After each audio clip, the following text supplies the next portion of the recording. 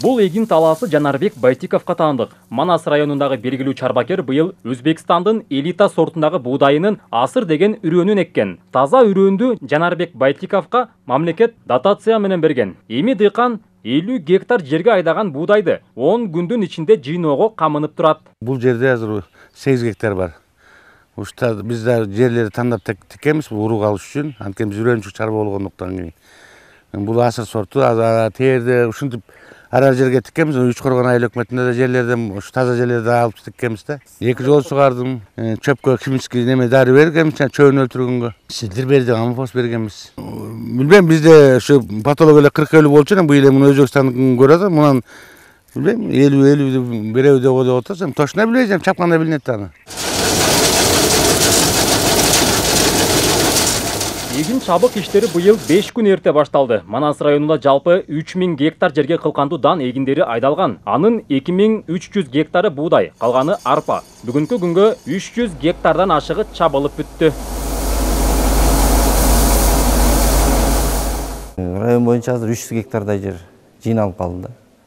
Анда дополнительно жардамга ушу Талас районунан, Бакаятадан, Карабарадан комбайндар келет.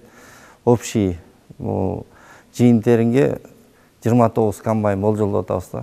Былтыркы жылкыга салыштырмалуу быйыл жакшы болуп атат да. Анткени жазында жаан-чачын көп болду биринчиден.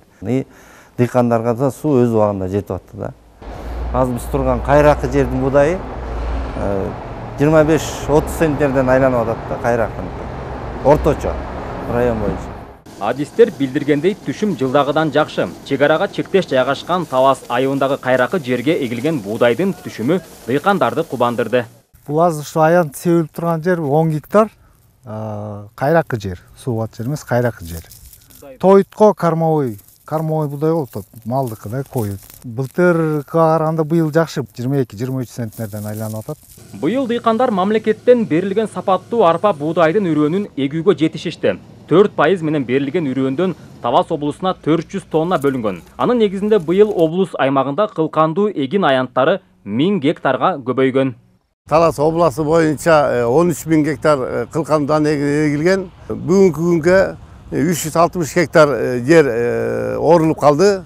Негизинен былтыр 18-19 центнерден айланса, быйыл мынакей жаңы башталганы 25-26 центнерден болуп атат. Бул кайракы жерлерден болуп атат.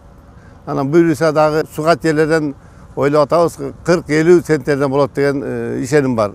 Учурда Манас районунда 16 комбайн иштеп жатат. Эгин жыйноо иштерин эртелетүүгө башка райондордон дагы комбайндар келет. Нурсултан Курманбеков, Бексултан Рахатбек уулу, Ынтымак Мейманбек уулу, Манас району.